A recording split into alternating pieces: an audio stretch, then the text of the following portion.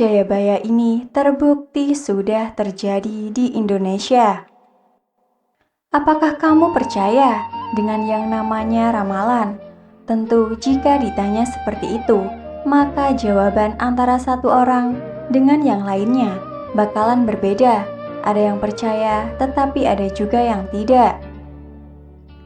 Bicara soal ramalan sendiri, tidak seluruhnya memang terbukti, dan bahkan ada yang sama sekali omongan kosong, kendati ada yang memang benar-benar terjadi.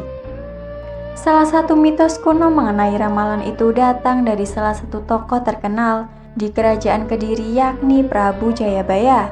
Pria bergelar Sri Maharaja Sri Mahaswara Madhusudana Wataranindita Parakrama Dikjaya Tungga Dewanama. Jayabaya Laksamana itu dipercaya melahirkan sebuah kitab ramalan yang dipercaya banyak orang dari generasi ke generasi sebagai kunci peradaban Indonesia. Kamu mungkin pernah mendengar ramalannya yang paling terkenal ialah mengenai pimpinan Indonesia dengan inisial nama Notonogoro. Tak hanya itu saja, konon ada beberapa ramalan Jayabaya yang benar-benar terbukti telah terjadi di negeri ini. Seperti yang sedang heboh mengenai prediksi meletusnya Gunung Slamet yang bisa membelah Pulau Jawa, dilansir Merdeka. Apakah kamu percaya? Yang pertama, Pulau Jawa banjir. Salah satu hal yang rutin muncul ketika musim penghujan tiba di Indonesia adalah banjir. Memang sih banjir terjadi karena tingkah laku manusia yang tak peduli pada lingkungan, seperti membuang sampah sembarangan. Namun tahukah kamu kalau Jayabaya sudah memperkirakan bahwa banyak kawasan di Jawa bakal tergenang air, di mana Jayabaya menyebut masa itu sebagai zaman Kalatirto, zaman air. Diyakini Jayabaya sebagai banjir karena Sang Hyang Raja kuno yang bertahta di negara Purwocarito sering menata batu besar untuk membendung kali sungai dan bengawan.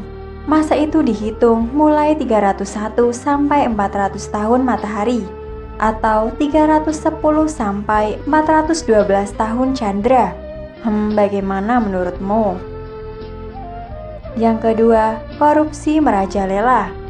Korupsi memang seakan sudah menjadi penyakit yang begitu merajalela di Indonesia ini.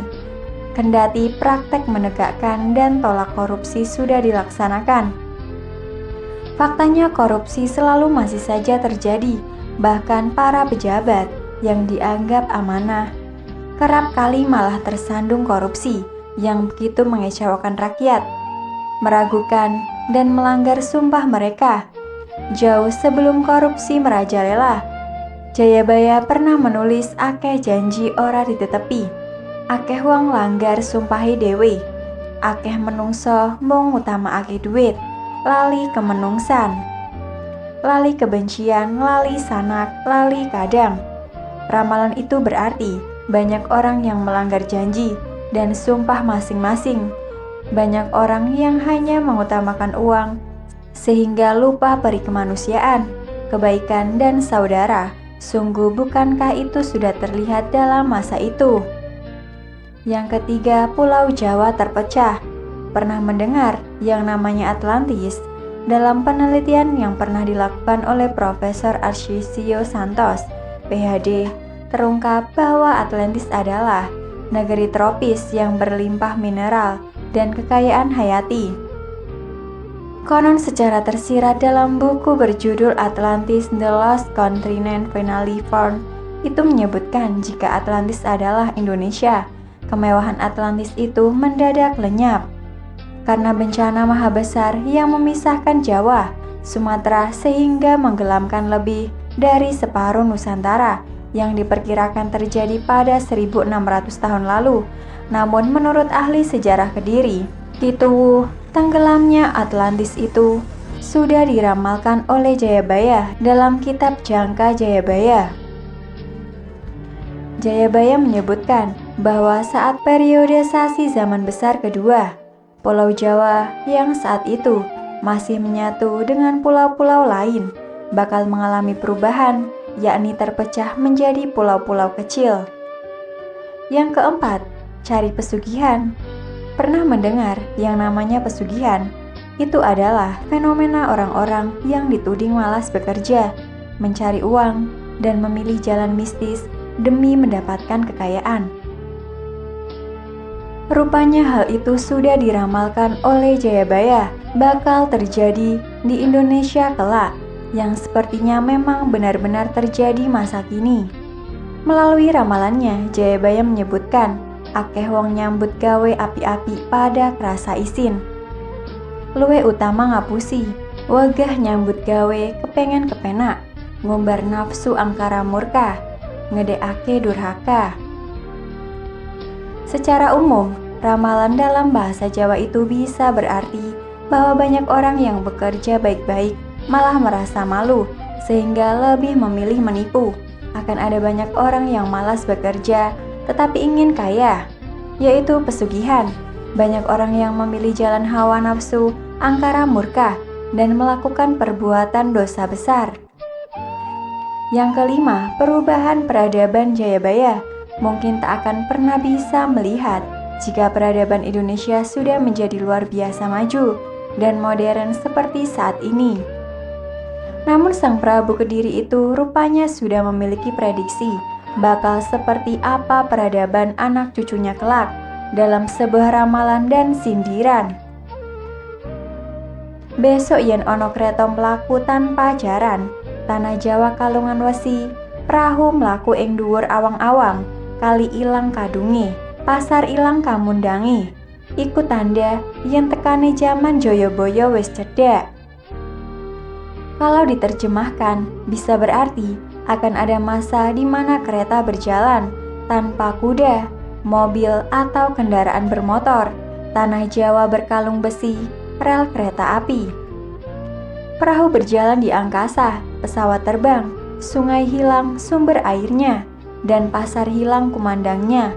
Karena memang tradisi pasar di pagi hari yang sering ditemukan orang tuamu saat kecil ini sudah tergantikan dengan pasar modern di mal-mal. Yang keenam, seks bebas marak. Jika pada masa sekarang kamu akan sering mendengar kasus seks bebas yang semakin lama justru berkembang di kalangan generasi muda, ratusan tahun sebelumnya, Jayabaya sudah memprediksi jika hal tersebut bakal terjadi. Menurut Kitu, Jayabaya pernah menulis, wong wadon ilang kawirangane, wong lanang ilang prawirane. Ungkapan itu bisa berarti banyak perempuan yang kehilangan masa malunya dan banyak lelaki yang hilang kehormatannya. Hal ini dikaitkan dengan fenomena seks bebas yang seakan-akan para perempuan itu lupa bahwa keperawanan harusnya dijaga sampai nanti mereka menikah. Yang ketujuh, bakal segera kiamat. Salah satu lagi ramalan yang diduga mengenai akhir dari Indonesia rupanya juga pernah diungkapkan oleh Jayabaya. Jayabaya menyebutkan jika ada waktunya negeri ini mencapai periode penghabisan Kala Senggoro yang dibagi menjadi Sabto Maloko atau 7 zaman yang periodisasinya masing-masing 100 tahun lamanya. Zaman-zaman itu adalah kolot jongko, di mana orang-orang mementingkan dirinya sendiri, lalu kala sakti saat orang-orang berebut kekuasaan. Ketiga adalah zaman Kalijodo, mengenai fenomena orang-orang yang gila hormat, lalu ada kala bendu saat banyak orang menderita. Yang disusul dengan kala Subo di mana akan banyak orang bersukacita dan hidup berbahagia. Keenam akan memasuki zaman kala Sumbaga, di mana banyak orang yang mengutamakan kepandaian sehingga banyak tokoh penggerakan yang lahir. Terakhir akan memasuki zaman kala Suroto yang konon terjadi pada 2001 sampai 2100 tahun. Surya di mana banyak orang-orang yang manis budinya dan lemah lembut muncul setelah ketujuh masa itu berakhir. Maka dunia akan berhadapan dengan kiamat yang masih menjadi misteri. Apakah ramalan Jayabaya soal kiamat di tahun 2100 bakal terjadi? Semua itu hanyalah rahasia Tuhan yang Maha Esa.